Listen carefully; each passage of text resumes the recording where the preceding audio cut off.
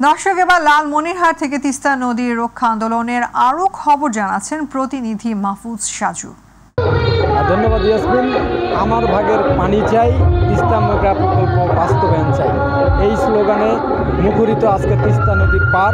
বিশেষ করে এই উত্তরাঞ্চলে যে 5টি জেলা রয়েছে, লালমনিরহাট, নীলফামারী, রংপুর, কুড়িগ্রাম এবং গাইবান্ধার 11টি স্পটে কিন্তু এই লাখো মানুষ সমাবেশ করছে, 2 দিনের অবস্থান কর্মসূচি পালন করছে।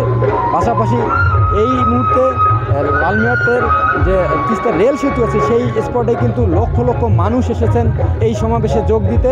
তারা কিন্তু আজকে এখানেই তাঁবু টাঙিয়েছেন, শত শত তাঁবু এখানে টাঙানো হয়েছে। তারা এখানেই অবস্থান করবেন, রাত্রি যাপন করবেন। একটু আগে যে সমাবেশ হয়েছে সেই সমাবেশে বক্তৃতা করেছেন বিএনপির মহাসচিব মির্জা ফখরুল ইসলাম আলমগীর সহ বিভিন্ন অন্যান্য রাজনৈতিক দলের নেতৃবৃন্দ কিন্তু বক্তৃতা করেছেন। তারা সবার মুখে একই কণ্ঠ, একই দাবি ছিল, তাদের কণ্ঠে একই দাবি ছিল যে তিস্তা বাঁচাতে হলে পানির ন্যায্য হিস্যা যেমন চাই, তেমনি চাই তিস্তা মহাপরিকল্পনার বাস্তবায়ন। যে সরকারে আসুক, এই তিস্তা মহাপরিকল্পনার বাস্তবায়ন ছাড়া তিস্তা পারের তথা উত্তরাঞ্চলের 8 জেলার মানুষের আমূল অর্থনৈতিক উন্নয়ন আদৌ সম্ভব নয়।